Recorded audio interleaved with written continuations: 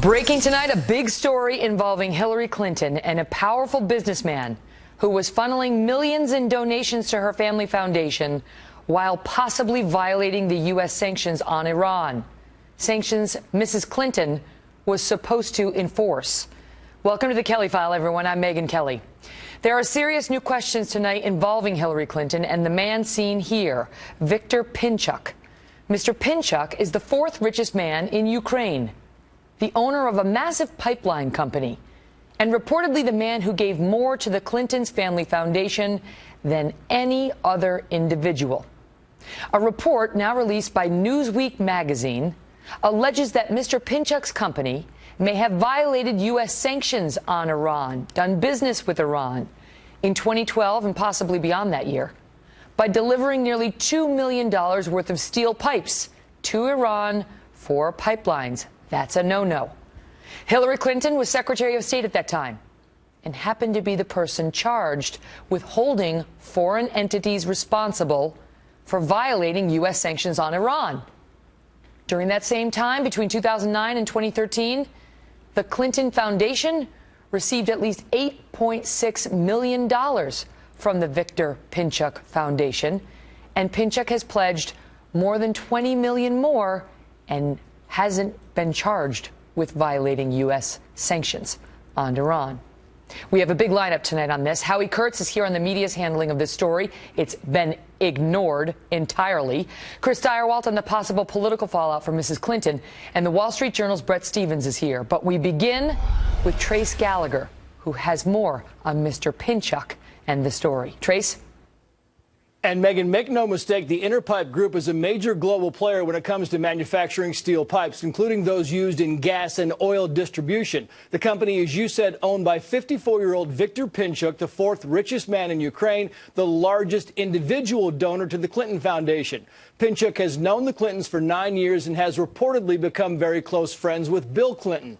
Victor Pinchuk is also the son-in-law of a former Ukrainian president who the New York Times says was accused of corruption, nepotism, and murdering journalists. The former president also sold a state-owned steel company to his son-in-law for what critics say was pennies on the dollar.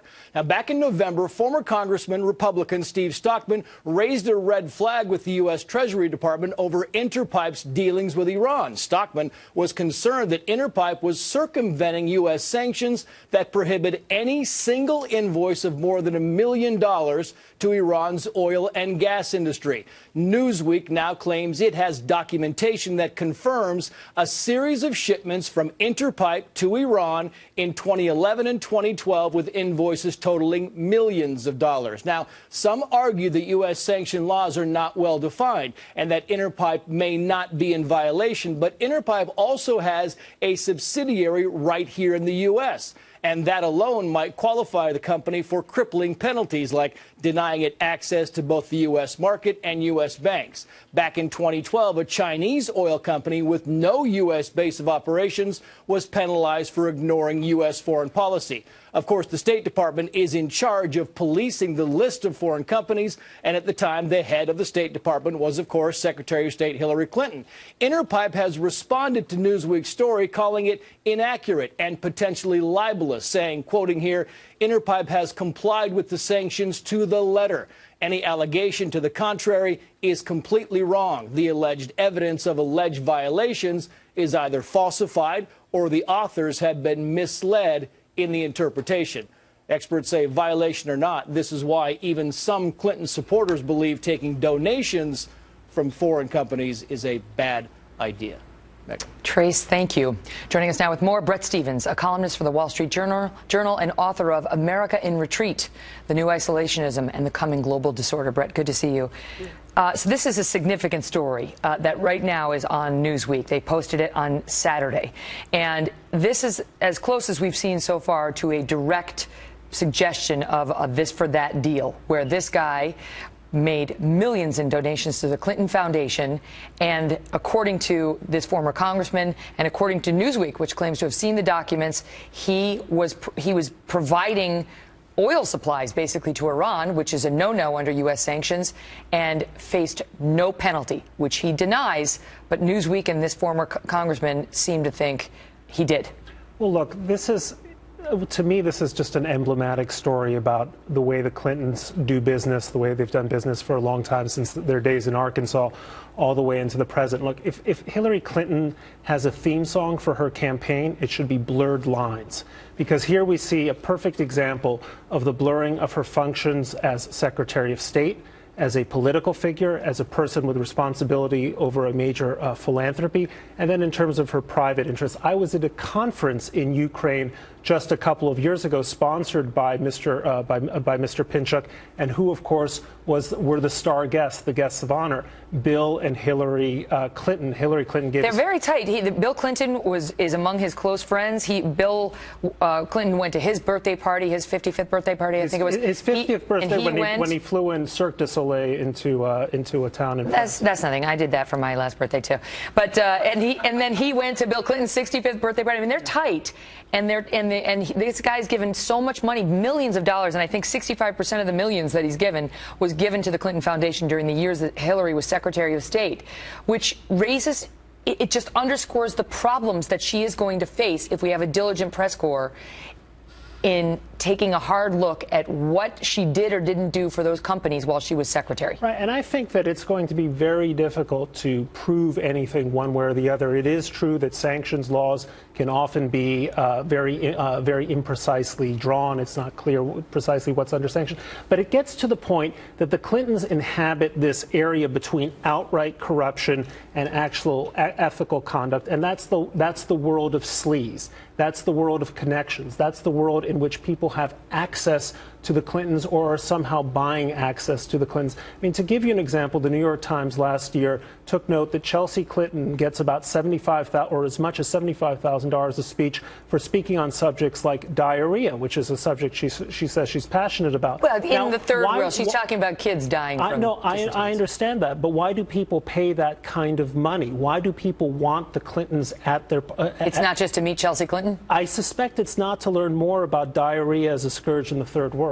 It's to have access and to be able, and that's what this guy has with Bill Clinton. I mean, just sitting next to him gives him legitimacy. Right, and even if the behavior of the Clintons is above board, you have to ask, well, who else then has access? Who's invited to the party? What favors are being done by saying, come to a certain conference where Bill and Hillary Clinton are going to be present? And that's why this whole philanthropic sort of empire that the Clintons have assembled between the foundation, global initiative, and so on, I think is so toxic and tells you so much about the way the Clintons have always operated. If you like what you're seeing now, we're going to hear about it more and more throughout the campaign, and if she's elected through her presidency. And the question remains, to whom does she owe favors because of the Clinton Foundation? Brett, good to see you. Good to be here. Joining us now with more, Fox News digital politics editor Chris Steyerwalt.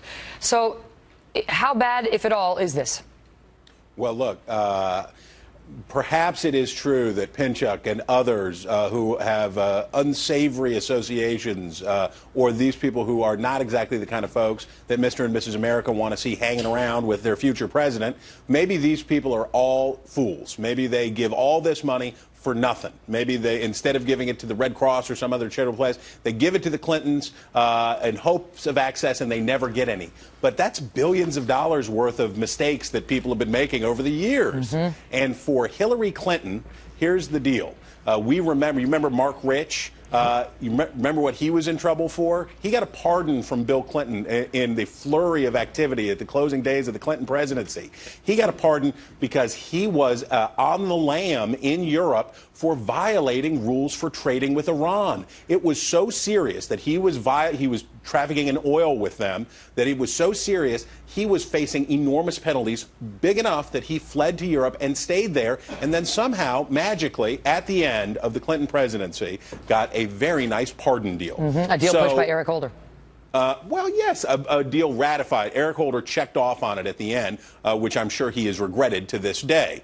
The deal for the Clintons politically on this is, as Brett said, as you point out, the baggage builds up over time, and people just get to the point where you throw up your hands and you say, can we please stop with the one after the next after the other, and the long list of association, it accretes to them, and people become fatigued by thinking about, as you say, is this really what you want to live through for the next 8 years. Well, what about the fact that, if this in fact happened, I mean, right, if Newsweek is right and this former Congressman Stockman is right, that the Clinton Foundation took the money and did not enforce the sanctions law against the guy who donated the money, because, I mean, the guy who was, giving money to Iran also gave money to, or selling to Iran, also gave money to the Clintons.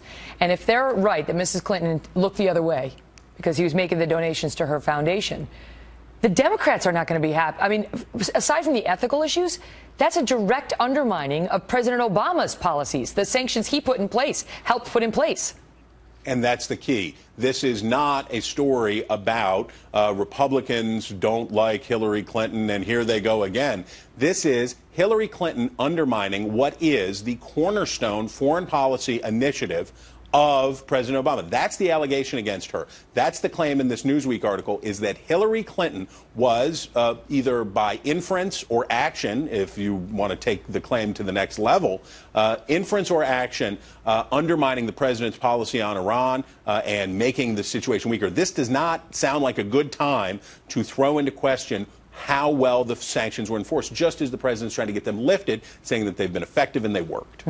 Chris, it's good to see you. I want to underscore to the viewers again, as Trace reported, that this company, Interpipe, Pinchuk's company, again comes out and says this Newsweek report is inaccurate. They say it's potentially libelous, although Newsweek reported that when they reached out to Interpipe for comment, they did not respond to requests for comment on it. Now, after the fact, after it comes out, they come out and say, we haven't violated the sanctions, and this is a potentially libelous piece. We'll continue to follow up on this. We ourselves are searching for the underlying documentation and hope to have a follow-up report for you on this tomorrow night.